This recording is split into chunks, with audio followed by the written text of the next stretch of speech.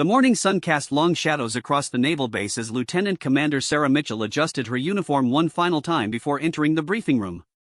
At 32 years old, she carried herself with the quiet confidence that came from 15 years of military service, yet she knew that today would test every ounce of that confidence. The Joint Special Operations Command had selected her for an unprecedented assignment, one that would place her directly in the path of some of the military's most elite and, traditionally male-dominated units. Sarah's journey to this moment had been anything but conventional. Growing up in a small farming town in Nebraska, she had been the daughter of a Vietnam veteran who taught her that respect was earned, not given. Her father, Robert Mitchell, had instilled in her the values of hard work, perseverance, and never backing down from a challenge. These lessons had served her well throughout her naval career, propelling her through the ranks faster than many of her male counterparts. The briefing room door felt heavier than usual as she pushed it open. Inside, 25 of the Navy's finest SEALs were already seated, their conversations dying down as she entered. The room smelled of coffee and the faint trace of gun oil, a combination that had become familiar to Sarah over the years.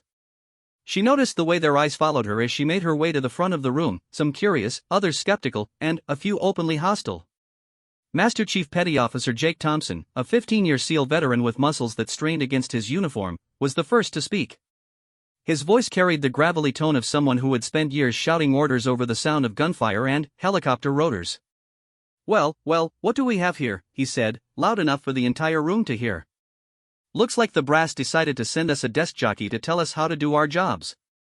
The comment drew snickers from several of the men in the room. Sarah felt the familiar surge of adrenaline that came before any confrontation, but she forced herself to remain calm. She had faced this kind of reception before, though never quite so publicly or with stakes this high. The assignment she was about to brief them on could change the course of several ongoing operations in the Middle East, and she knew that earning their respect was crucial to its success. "Good morning, gentlemen," Sarah said, her voice steady and professional as she reached the front of the room. She placed her briefcase on the table and began removing the classified documents that would form the basis of her presentation. "I'm Lieutenant Commander Mitchell, and I'll be briefing you on Operation Silent Thunder today." Master Chief Thompson leaned back in his chair, crossing his massive arms over his chest. "Tell me, Lieutenant Commander," he said, emphasizing her rank with obvious sarcasm, "exactly how much time have you spent in the field?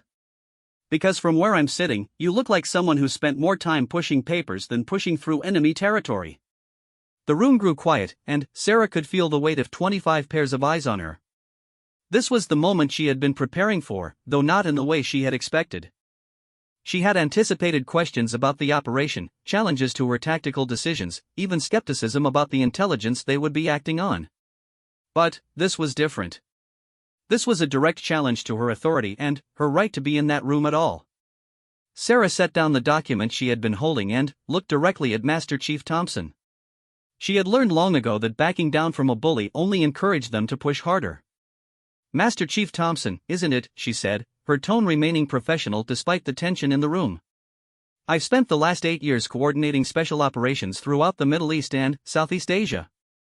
I've planned and executed over 40 successful missions, including several that saved the lives of SEAL teams when their original plans went sideways." She paused, letting her words sink in before continuing. "But you raise an interesting point about field experience. Tell me, when was the last time you successfully coordinated a multi-unit operation involving Navy SEALs, Army Rangers, and CIA operatives across 3 different time zones while maintaining operational security and adapting to real-time intelligence updates?" The Master Chief's face began to redden, but Sarah wasn't finished. "Because that's exactly what I did last month when your unit was extracted from that compound in Syria." "The extraction plan you followed?" "I wrote it." "The intelligence package that kept you from walking into an ambush?" "I compiled it." "The backup landing zone that saved your lives when the primary site was compromised?" "I selected it." A murmur went through the room as several of the SEALs began to piece together what she was saying. They remembered that mission, remembered how everything had gone wrong until someone had provided them with updated intelligence and a new extraction plan that had appeared almost like magic when they needed it most. Master Chief Thompson's jaw tightened, but before he could respond, another voice spoke up from the back of the room. Petty Officer First Class Marcus Rivera, a younger SEAL with sharp eyes and a reputation for asking good questions, leaned forward in his chair. "Ma'am, are you saying you were running operations support for the Syrian extraction?" Sarah nodded. Among other things, yes. That operation required coordination between multiple agencies and units, real-time intelligence analysis, and the ability to make split-second decisions that could mean the difference between mission success and catastrophic failure. It's the kind of work I've been doing for years, and it's exactly the kind of expertise you'll need for Operation Silent Thunder. She turned back to Master Chief Thompson, who was now noticeably quieter than he had been moments before. So to answer your original question, Master Chief, I may not have spent as much time rappelling out of helicopters as you have, but I've spent plenty of time making sure that when you do rappel out of those helicopters, you land in the right place, at the right time, with the right intelligence to complete your mission and come home alive. The room had grown completely silent now, and Sarah could see that she had the full attention of every man in the room. She had turned what started as an attack on her credentials into an opportunity to establish her expertise and her value to their operations. It was a skill she had learned through years of proving herself in a male-dominated field, and it had served her well once again. But she could see in Master Chief Thompson's eyes that this confrontation was far from over. Men like him didn't back down easily, especially when they felt their authority or expertise was being challenged in front of their peers. She knew that he would be looking for another opportunity to test her, to find some way to prove that she didn't belong in their world of elite operators and high-stakes missions. Sarah turned her attention back to the room as a whole, opening the first classified folder and activating the presentation screen. Now, if we're ready to proceed, Operation Silent Thunder represents one of the most complex missions our forces have been asked to undertake in the past 5 years. It will require precision, adaptability, and flawless coordination between multiple units operating in hostile territory. As she began to outline the mission parameters, Sarah noticed that the atmosphere in the room had shifted. The open hostility had been replaced by something closer to professional interest, though she could still feel the undercurrent of skepticism from some quarters. She knew that earning their complete trust would take more than one well-delivered comeback, but it was a start. The mission she was about to describe would take them deep into enemy territory to recover a captured intelligence asset whose information could prevent a major terrorist attack on American soil. It was the kind of high-risk, high-reward operation that SEALs lived for, but it would also require them to trust in intelligence and planning provided by someone they had just met. Over the next hour, Sarah walked them through every aspect of the operation, from the initial insertion to the extraction plan, addressing questions and concerns with the kind of detailed knowledge that came from months of careful preparation. She could see the gradual shift in their attitudes as they realized that her briefing was unlike anything they had received before. Every contingency had been considered, every possible complication accounted for, and every piece of intelligence verified through multiple sources. By the time she finished the formal presentation, even Master Chief Thompson was asking tactical questions rather than challenging her authority. But Sarah knew that the real test would come later, when they were in the field and lives depended on the accuracy of her intelligence and the soundness of her planning. As the SEALs filed out of the briefing room, discussing the mission among themselves, Petty Officer Rivera approached her. "Ma'am, I just wanted to say that was one hell of a briefing. I've been on a lot of missions, but I've never seen one planned out to that level of detail." Sarah smiled, appreciating the young SEAL's honesty. "Thank you, Petty Officer Rivera. This mission is too important to leave anything to chance." As Rivera walked away, Sarah began packing up her materials, knowing that she had won an important battle but that the war for respect and acceptance was far from over. Master Chief Thompson had remained notably quiet during the latter part of the briefing, but she could see in his eyes that he was still evaluating her, still looking for weaknesses. The door to the briefing room opened one more time, and Sarah looked up to see Master Chief Thompson standing in the doorway. For a moment, neither of them spoke, and Sarah wondered if he was going to make another attempt to challenge her authority. Instead, he stepped into the room and closed the door behind him. "Lieutenant Commander," he said, his voice lacking the sarcasm that had been present earlier, "I owe you an apology. I made assumptions about you before I knew who you were or what you'd done." Sarah set down the folder she had been holding and looked at him carefully. "I appreciate that, Master Chief, but I understand why you reacted the way you did.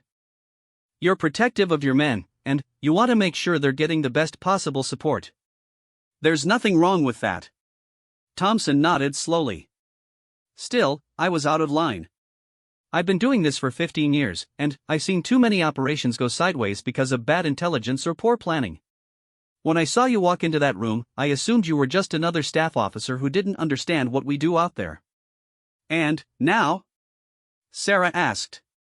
Now I'm thinking that maybe we've been getting the wrong kind of support all these years, Thompson replied. The level of detail in that briefing, the way you anticipated every possible problem we might face.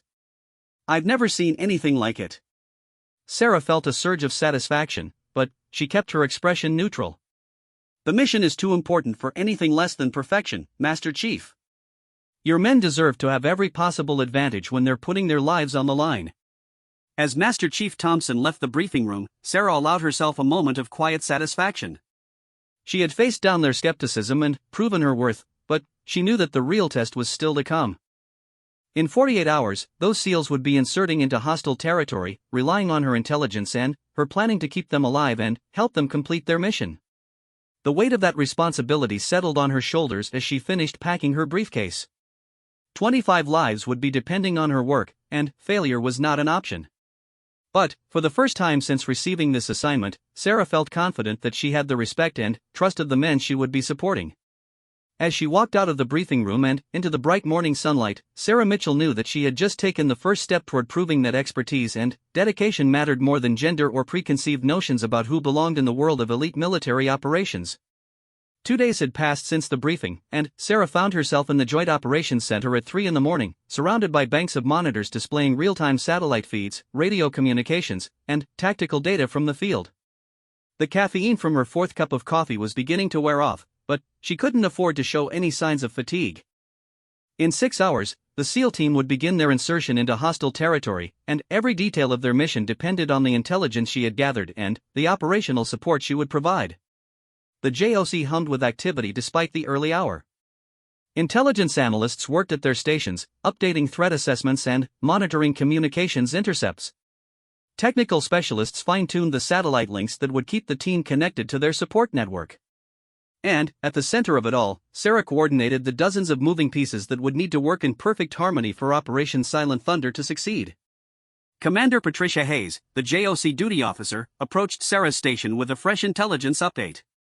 Commander Hayes was a 20-year Navy veteran who had worked her way up through the intelligence community, and she had been one of Sarah's strongest supporters when the assignment for Operation Silent Thunder had been announced.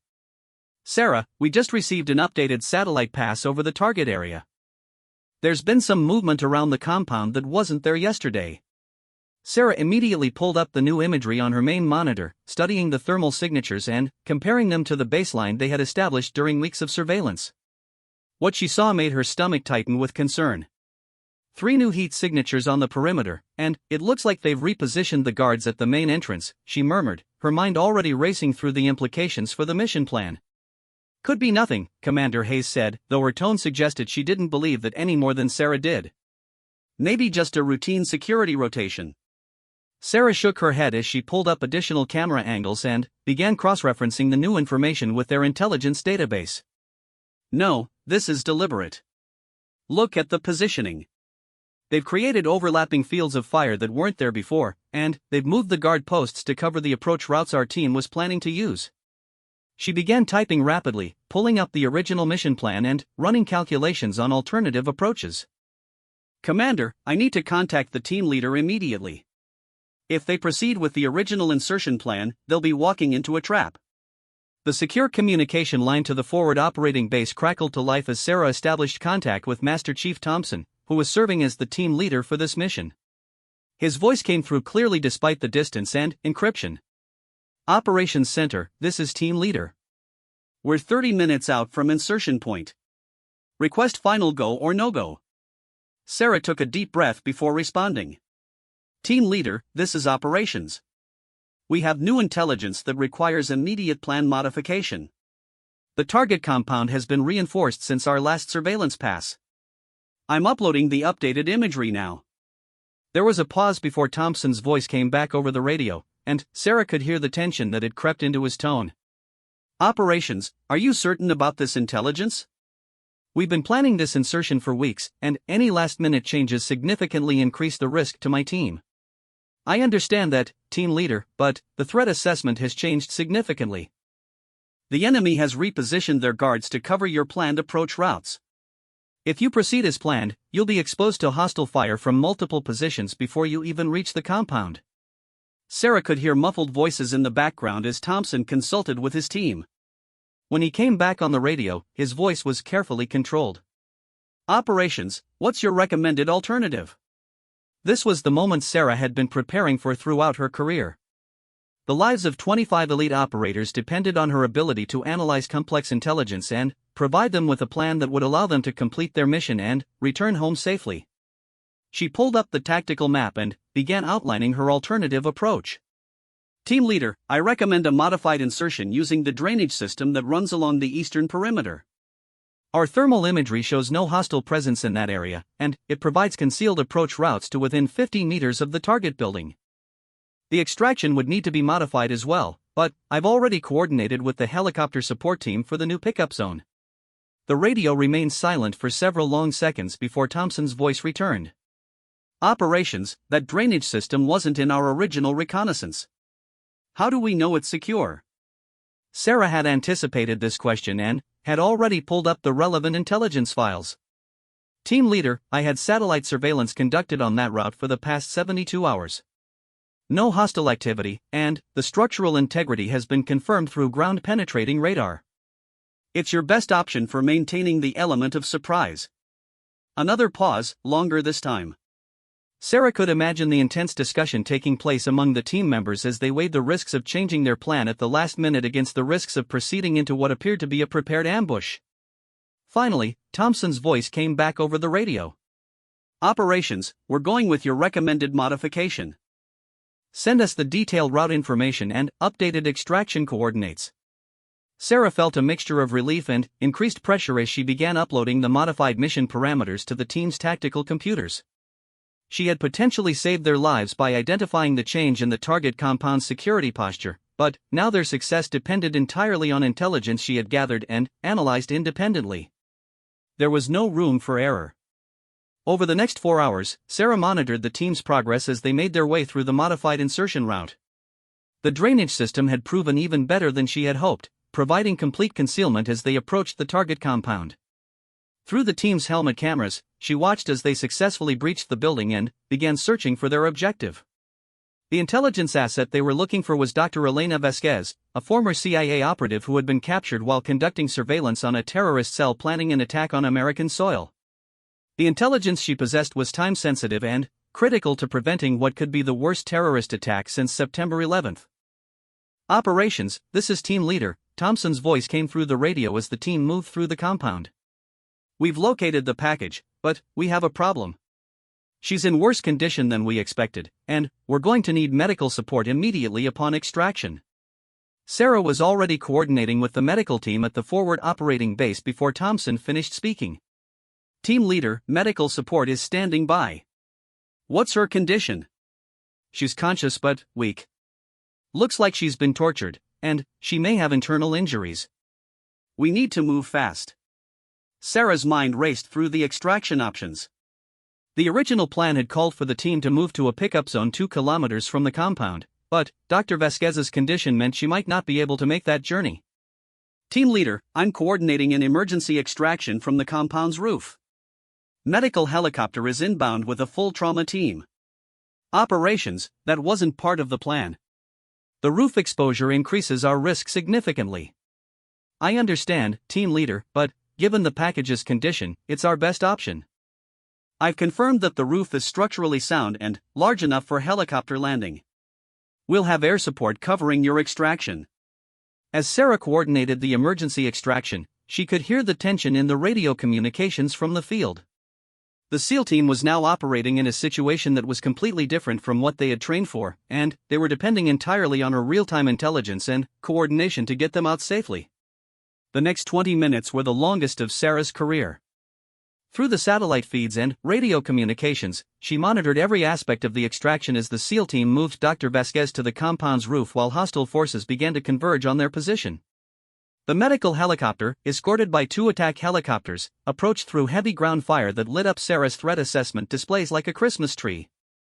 Operations were taking heavy fire from multiple positions. Thompson's voice was strained as he coordinated his team's defensive positions. How much longer until extraction?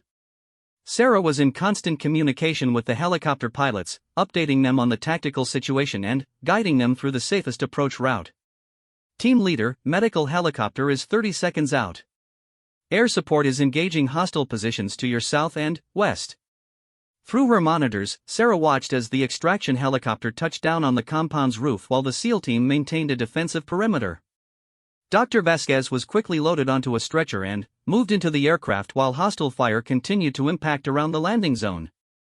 Operations, packages secure and loaded. We're lifting off now. Sarah felt a surge of relief as she watched the helicopter clear the compound and begin climbing toward safety.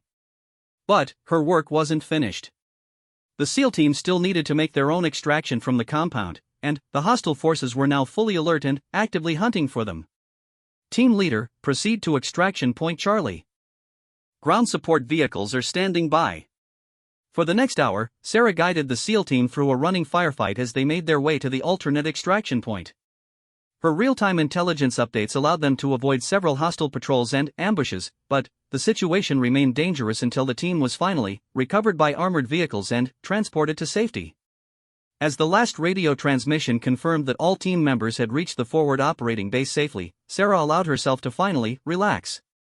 She had not only identified a critical change in the mission parameters that could have resulted in disaster, but she had also successfully coordinated a complex real-time modification that had saved lives and ensured mission success.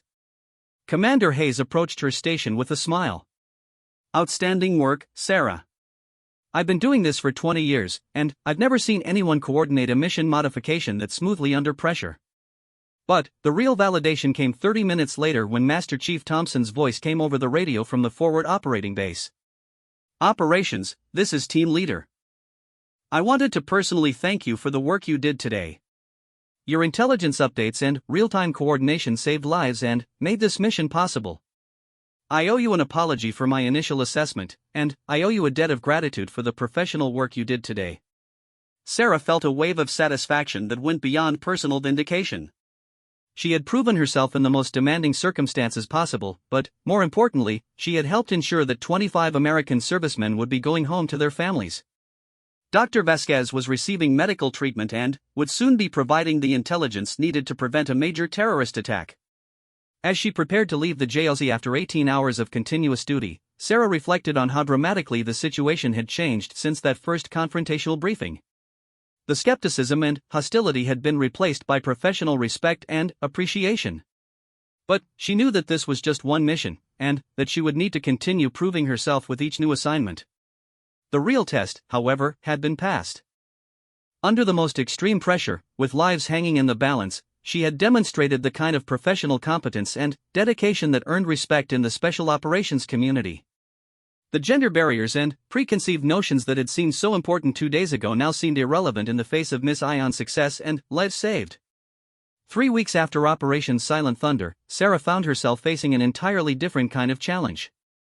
The successful mission had earned her recognition throughout the special operations community, but it had also brought unwanted attention from some quarters.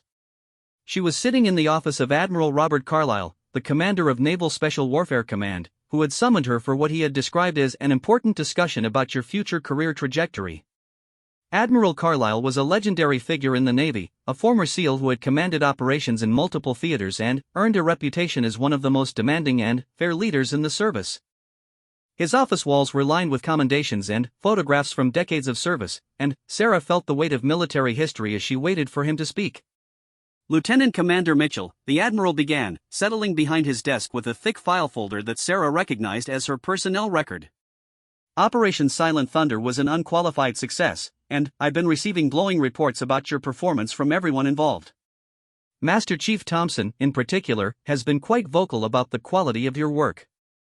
Sarah felt a moment of pride at the recognition, but she could sense there was more coming.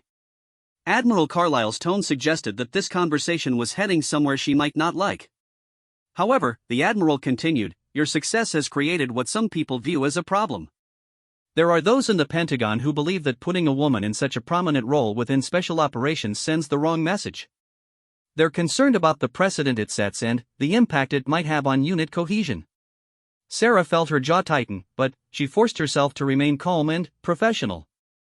Sir, with respect, the only message Operation Silent Thunder sends is that competence and dedication matter more than gender. The mission was successful precisely because we focused on results rather than preconceived notions. Admiral Carlyle nodded slowly. I agree completely, which is why I've been fighting these discussions behind closed doors. But the pressure is mounting, and I wanted you to be aware of what you might be facing going forward. He opened her personnel file and began reviewing the documents inside. Your record is exemplary. Top of your class at the Naval Academy, distinguished service in intelligence, rapid promotion through the ranks, and now this success with special operations. Any reasonable person looking at your qualifications would conclude that you've earned your position through merit. But? Sarah asked, sensing that there was more to this conversation.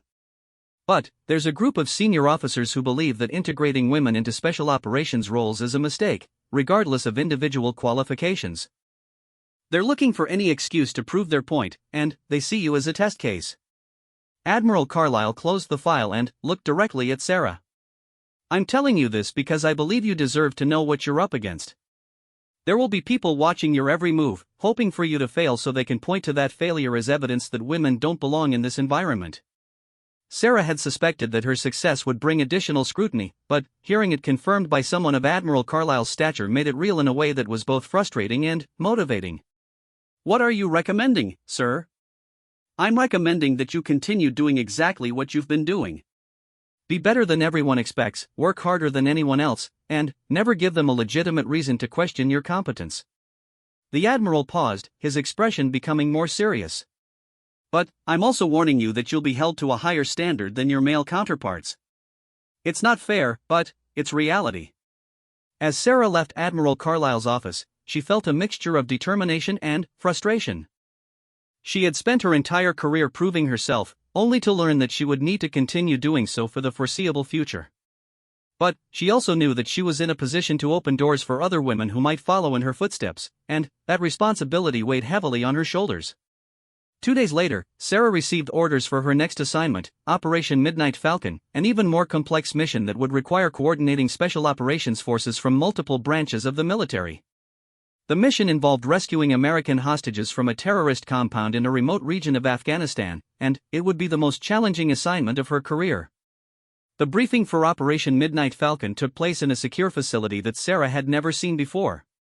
Representatives from Army Special Forces, Navy SEALs, Air Force Pararescue, and CIA Special Activities Division were present, along with senior officers from each branch. Sarah quickly realized that this was not just another mission briefing, it was a test of her ability to coordinate multiple elite units with different training, tactics, and command structures.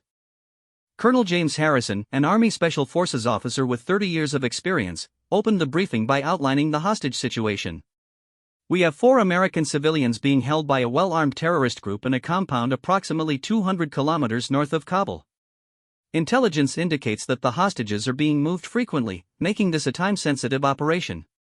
Sarah had been studying the intelligence files for days, and she immediately recognized several complications that weren't being addressed in the colonel's overview.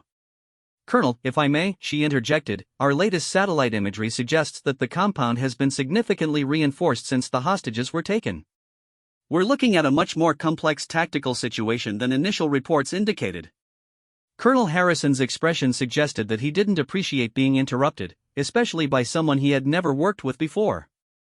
Lieutenant Commander, I'm sure the intelligence community has provided their assessment, but those of us with actual combat experience know that satellite imagery doesn't always tell the complete story. Sarah felt the familiar tension that came with being challenged by someone who assumed her gender made her less qualified. But she had learned from her experience with Master Chief Thompson that backing down would only reinforce their preconceptions. You're absolutely right, Colonel, she replied calmly. Which is why I've also coordinated with our human intelligence assets in the region and conducted signals intelligence analysis of communications from the target area. The reinforcements aren't just defensive positions, they brought in additional personnel with advanced training and equipment. She activated the presentation screen and began displaying the comprehensive intelligence package she had prepared. Based on multiple sources, I believe we're looking at a coordinated effort to use these hostages as bait for exactly the kind of rescue operation we're planning. The room fell silent as Sarah outlined the intelligence that painted a picture far more complex and dangerous than anyone had anticipated. The terrorist group wasn't just holding hostages, they were preparing for a major confrontation with American Special Operations Forces, and they had been planning this scenario for months. Major Lisa Chan, an Air Force pararescue officer, was the first to speak after Sarah finished her presentation. Lieutenant Commander, this changes everything we thought we knew about this mission. If they're expecting us and prepared for us, we need to completely reconsider our approach. Master Chief Thompson, who had been selected to lead the SEAL component of the mission, nodded in agreement. The intelligence package is the most comprehensive I've ever seen for this type of operation. We need to take these threat assessments seriously. But Colonel Harrison wasn't convinced. All of this analysis is theoretical. In my experience, the best intelligence comes from boots on the ground, not satellite photographs and radio intercepts. Sarah had been expecting this kind of resistance, and she was prepared for it. Colonel, I appreciate the value of ground truth, which is why I've coordinated with local assets to provide visual confirmation of the intelligence we've gathered through technical means.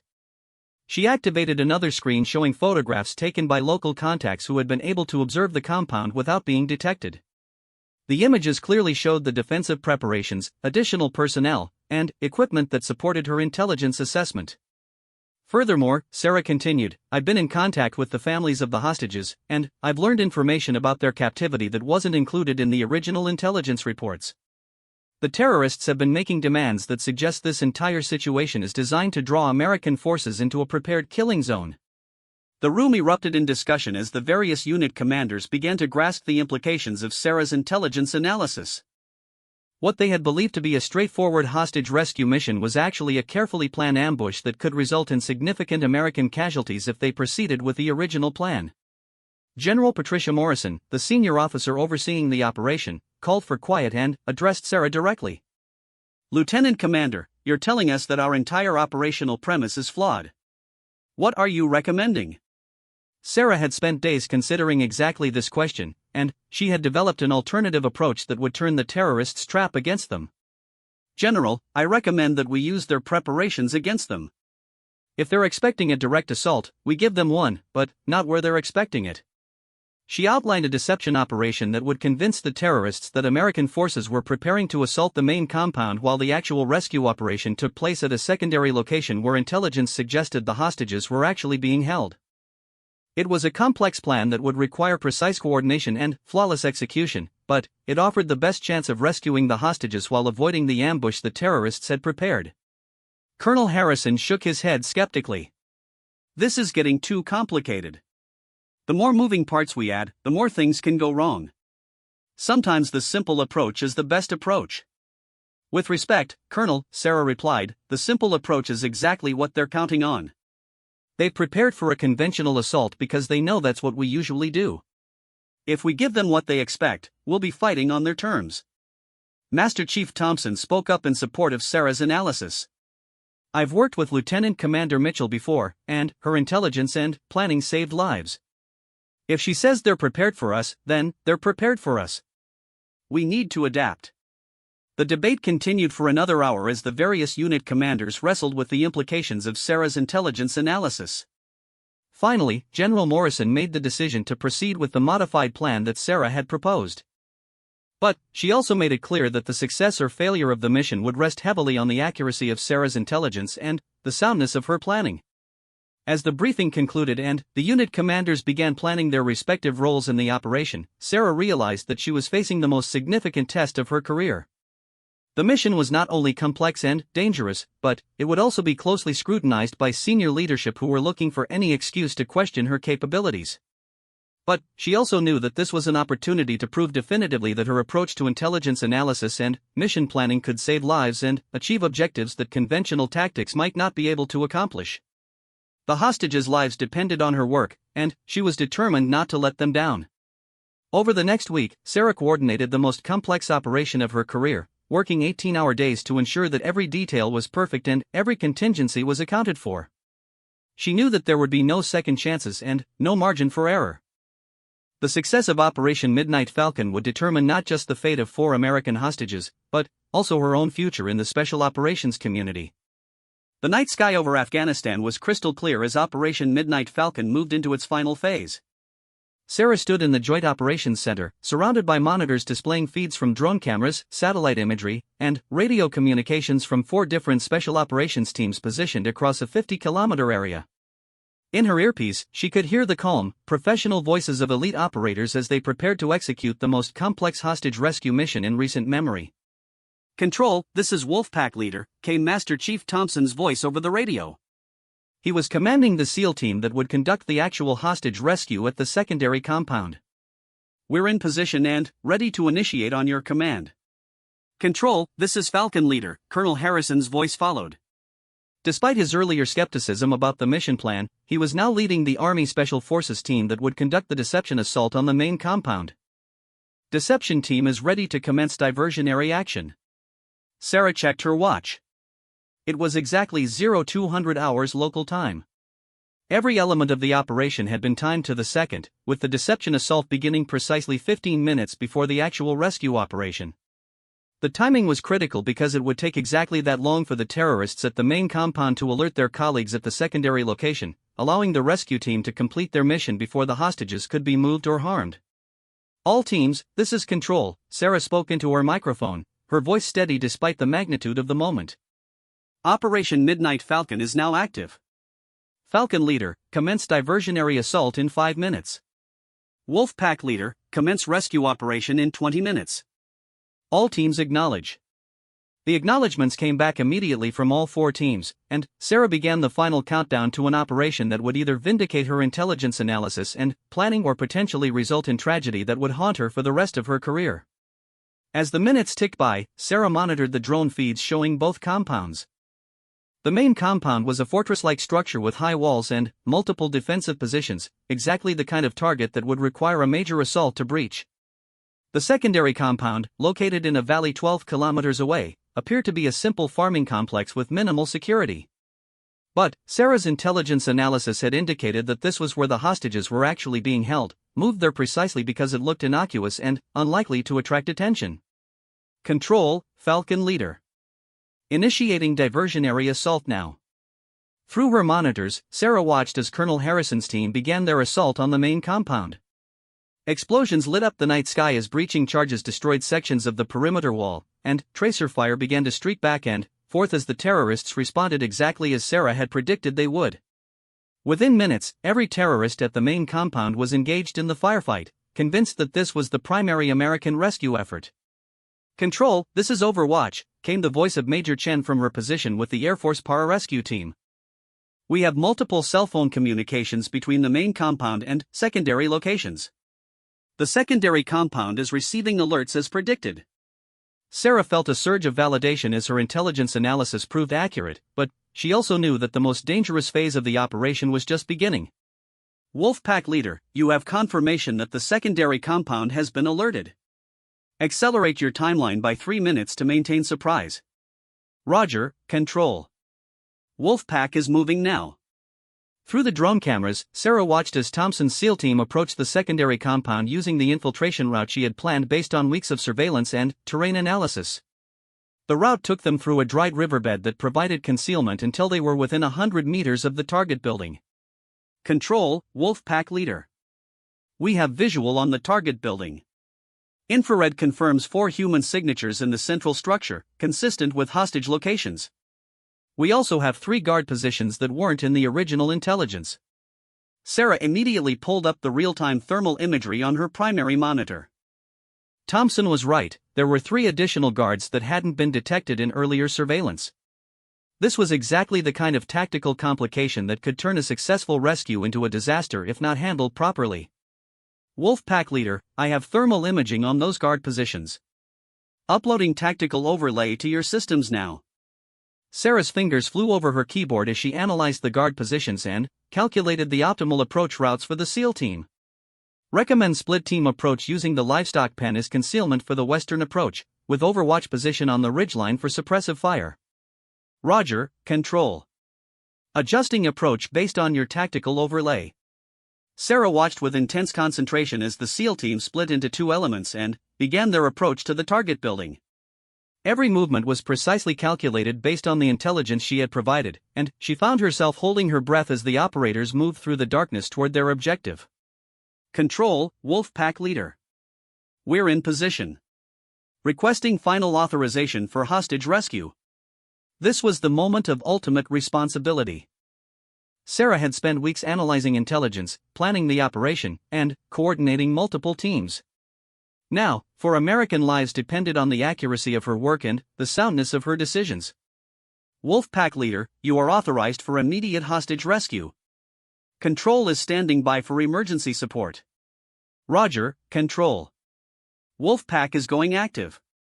The next few minutes unfolded with precisely choreographed violence as the SEAL team breached the target building. Sarah watched through their helmet cameras as they moved through the structure, neutralizing threats and searching for the hostages. The operation was proceeding exactly as she had planned, but she knew that success wouldn't be confirmed until all 4 hostages were recovered safely. Control, Wolfpack leader. Package 1 through Package 4 are secure and in our custody. All 4 hostages are alive and conscious. We have minor injuries but nothing life-threatening. Sarah felt a wave of relief so intense that she had to grip the edge of her workstation to steady herself. The hostages were safe, but the mission wasn't over yet. The SEAL team still had to extract from hostile territory while the diversionary assault continued at the main compound. Wolfpack leader, proceed to extraction point Bravo. Medical support is standing by. Falcon leader, you are cleared to disengage and move to your extraction point. Over the next hour, Sarah coordinated the complex extraction of both teams while monitoring the tactical situation to ensure that no hostile forces were moving to intercept them. The diversionary assault had been so convincing that the terrorists at the main compound continued to believe they were under the primary attack, allowing both rescue and deception teams to withdraw without pursuit. Control, this is Wolfpack leader. All packages and personnel are at the extraction point and ready for pickup. Control, this is Falcon leader. Deception team is clear of the target area and ready for extraction. Sarah coordinated the final phase of the operation as helicopters from both teams confirmed successful pickup and began the journey back to the forward operating base. Only when the last aircraft reported feet wet, safely out of hostile airspace, did she allow herself to fully process what had just been accomplished. General Morrison, who had been monitoring the operation from her position at the back of the JOC, approached Sarah's station. Outstanding work, Lieutenant Commander. That was one of the most flawlessly executed special operations I've witnessed in my career. But the real validation came from Colonel Harrison, whose voice came over the radio from the extraction helicopter. Control, this is Falcon leader. I owe you an apology and a debt of gratitude. Your intelligence analysis was spot on, and your tactical planning was brilliant. That deception operation worked exactly as you predicted it would. Master Chief Thompson's voice followed immediately. Control, Wolfpack leader concurs. The hostages are asking who planned this operation because they want to thank the person responsible for saving their lives. Outstanding work. As Sarah began the process of documenting the operation and preparing the after-action reports, she reflected on how dramatically her situation had changed since that first confrontational briefing room encounter. She had gone from being questioned about her qualifications to being praised by some of the most experienced special operations leaders in the military. But, more importantly, she had proven to herself and to everyone who had doubted her that excellence was not limited by gender or preconceived notions about who belonged in the special operations community. The 4 rescued hostages were living proof that competence, dedication, and innovative thinking mattered more than traditional assumptions about military roles. Over the following weeks, word of Operation Midnight Falcon's success spread throughout the special operations community. Sarah found herself being consulted on other complex missions, and requests for her expertise began coming from units throughout the military. The resistance she had faced from some quarters hadn't disappeared entirely, but it had been replaced by a grudging respect based on demonstrated results. Admiral Carlyle summoned her to his office 2 weeks after the operation for what he described as a career discussion that I think you'll find interesting. When Sarah arrived, she found him reviewing a thick stack of commendations and performance evaluations that had been submitted following Operation Midnight Falcon. Lieutenant Commander, the Admiral began, I've received more positive feedback about a single officer than I've seen in my entire career. Every unit that participated in Midnight Falcon has submitted letters recommending you for recognition, and several have requested that you be assigned to their future operations. He set down the papers and looked directly at Sarah. More importantly, the success of Midnight Falcon has silenced most of the critics who questioned whether women belong in special operations roles. You've proven that excellence transcends gender, and you've opened doors for other qualified women who will follow in your footsteps. Sarah felt a deep sense of satisfaction, not just for her personal success but for the broader implications of what had been accomplished. Sir, I never set out to prove anything other than my own qualifications. But, if my work has helped change perceptions about what's possible, then, I'm honored to have played that role. Admiral Carlyle smiled. Well, you're about to have the opportunity to do much more. I'm recommending you for promotion to Commander and assignment as the liaison officer for a new Joint Special Operations Task Force. You'll be working with elite units from all branches of the military, and you'll be in a position to shape how these operations are planned and executed. As Sarah left Admiral Carlyle's office with her new orders, she knew that the challenges ahead would be even greater than those she had already faced. But, she also knew that she had proven herself capable of meeting any challenge through preparation, dedication, and the kind of innovative thinking that could save lives and accomplish missions that others might consider impossible. The transformation from being ridiculed for her rank to being celebrated for her expertise was complete, but Sarah knew that her real legacy would be measured not in personal recognition but in the lives saved and missions accomplished through her work. And, in the opportunities that would now be available to other women who possessed the skills and dedication to excel in the demanding world of special operations. 6 months after Operation Midnight Falcon, Commander Sarah Mitchell stood before the largest assembly of special operations personnel ever gathered in one location. The Joint Special Operations Conference brought together elite units from around the world, and she had been selected as the keynote speaker to discuss innovations in mission planning and intelligence integration. The irony was not lost on her that she was now being asked to teach the very people who had once questioned her right to be in their world. The conference hall fell silent as Sarah approached the podium. In the audience, she could see faces she recognized from dozens of successful missions: Master Chief Thompson, Colonel Harrison, Major Chen, and hundreds of other operators who had come to respect her expertise through shared experiences in the field. But, she also knew that there were others present who still harbored doubts about women in special operations roles, and this presentation would be her opportunity to address those concerns directly. Ladies and gentlemen, Sarah began, her voice carrying clearly through the large auditorium. When I first walked into a briefing room full of Navy SEALs 8 months ago, I was challenged not on the basis of my intelligence analysis or mission planning capabilities, but on my gender and my perceived lack of field experience. Today, I want to talk about what I've learned from those challenges and how they've shaped a new approach to special operations that has saved lives and achieved objectives we once thought impossible. She activated the first slide of her presentation, which showed a timeline of successful operations over the past year. Each mission had been more complex than the last, and each had been accomplished with 0 casualties among friendly forces. The common thread connecting all of these successful operations isn't the individual heroism of the operators involved, though their courage and skill cannot be overstated. The common thread is a new approach to intelligence integration and mission planning that treats every element of an operation as part of an interconnected system. Sarah advanced to the next slide, which displayed a complex diagram showing the flow of information and decision-making during Operation Midnight Falcon. Traditional mission planning often treats intelligence as a static product, something you receive at the beginning of a mission and then execute against. But modern threats require us to think of intelligence as a dynamic, continuously updated resource that can adapt to changing conditions in real time. She could see heads nodding throughout the audience as operators recognized the truth in what she was describing. How many missions had they been on where the original intelligence proved incomplete or outdated once they reached the objective? How many times had they wished for better communication with their support elements when things went wrong in the field? The success of Midnight Falcon wasn't due to perfect initial planning, Sarah continued. It was due to our ability to recognize when our assumptions were wrong and adapt accordingly. When we discovered that the terrorist group was prepared for a conventional assault, we didn't proceed with the original plan out of stubbornness or institutional inertia. We developed a new approach that turned their preparations against them. Master Chief Thompson, who was sitting in the front row, raised his hand. Commander, you make it sound simple, but that kind of real-time adaptation requires a level of trust between field operators and support personnel that isn't always present. How do you build that trust? Sarah smiled, remembering their first confrontational meeting and how far their professional relationship had evolved since then. Master Chief, that's exactly the right question, and the answer goes to the heart of why our traditional approaches to special operations need to evolve. She advanced to a slide showing communication patterns during various operations. Trust is built through demonstrated competence over time. When field operators know that their support team understands the tactical situation and can provide accurate, actionable intelligence under pressure, they're willing to accept recommendations that might initially seem counterintuitive. Sarah paused, looking directly at Master Chief Thompson.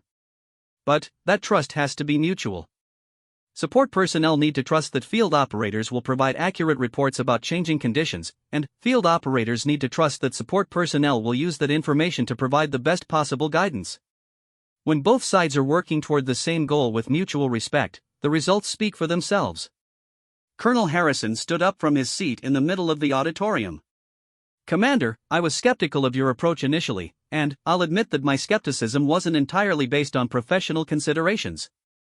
But, after working with you on Midnight Falcon, I've become convinced that this kind of integrated approach is the future of special operations. What do you see as the biggest obstacles to implementing it more widely? Sarah had been expecting this question, and she knew that her answer would be carefully scrutinized by senior leaders throughout the special operations community. Colonel, the biggest obstacle is institutional resistance to change. We have 60 years of special operations tradition that has served us well, but the threat environment is evolving faster than our organizational culture. She activated a slide showing threat trends over the past decade: terrorist groups with increasingly sophisticated tactics, adversary nations developing new technologies to counter American advantages, and hybrid warfare that blurred the lines between conventional and unconventional threats. Our enemies are adapting and evolving constantly. If we want to maintain our edge, we need to be willing to challenge our own assumptions about how special operations should be planned and executed. General Morrison, who had been watching from the back of the auditorium, stepped forward to address the assembly. Commander Mitchell has identified something that we as senior leaders need to take seriously. The success rate of missions she's been involved with planning is significantly higher than our historical averages, and casualty rates are significantly lower. These aren't coincidences, they're the result of a fundamentally different approach to mission planning and execution. The general moved to stand beside Sarah at the podium. But I want to address something that hasn't been explicitly discussed today. Commander Mitchell has succeeded despite facing obstacles that most of you have never had to confront. She's had to prove herself repeatedly in ways that her male counterparts simply haven't. And yet she's never allowed those challenges to diminish the quality of her work or her dedication to the mission. A murmur went through the audience as General Morrison continued. The question we need to ask ourselves is how many other qualified people we might be overlooking because they don't fit our traditional expectations. How many innovative approaches to problem solving are we missing because we're too focused on maintaining the status quo? Sarah felt a mix of gratitude and discomfort at having her gender-related challenges addressed so directly. She had always preferred to let her work speak for itself rather than focusing on the obstacles she had faced. But she also recognized the importance of addressing these issues openly if the special operations community was going to continue evolving. General Morrison raises an important point, Sarah said, but I want to emphasize that the innovations we're discussing today aren't about changing special operations to accommodate different demographics. They're about improving special operations to meet evolving threats. The fact that these improvements might also create opportunities for people who have been traditionally excluded is a positive side effect, but it's not the primary goal. She activated her final slide, which showed a proposed organizational structure for future special operations task forces. What I'm recommending is a more integrated approach that breaks down the traditional barriers between intelligence, planning, and execution. When operators, analysts, and support personnel work as a truly integrated team rather than separate entities, the result is more successful missions and fewer casualties.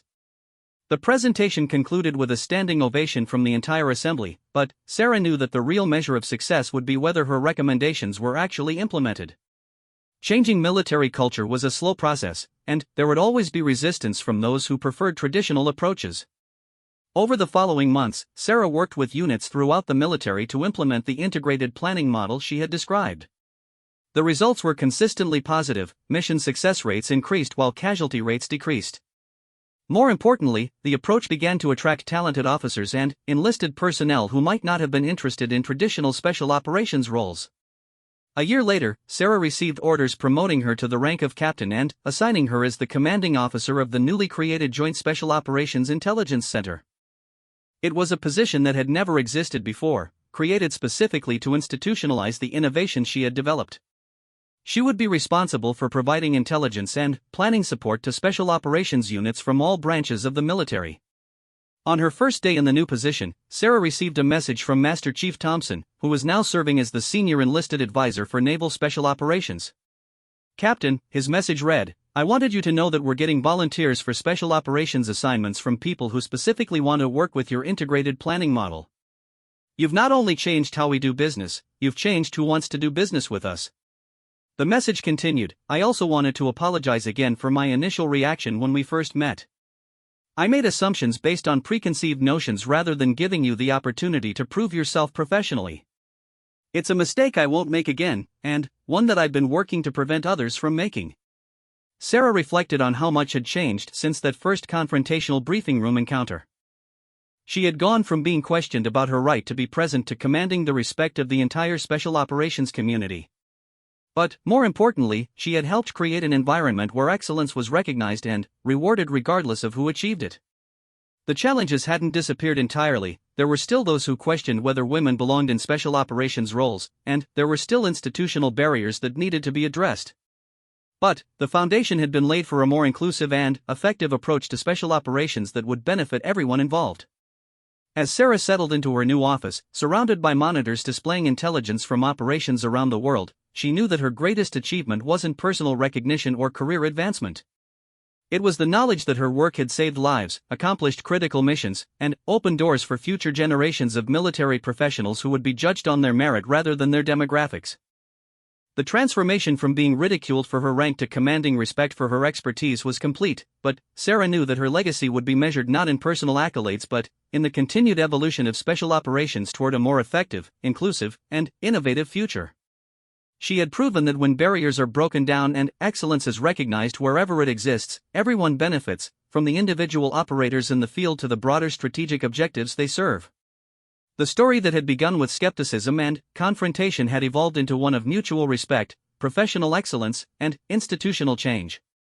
And, in the years to come, other women would follow the path Sarah had helped create, bringing their own unique talents and perspectives to the demanding world of special operations. The question was no longer whether women belonged in this environment, but how their contributions would continue to shape and improve it for generations to come.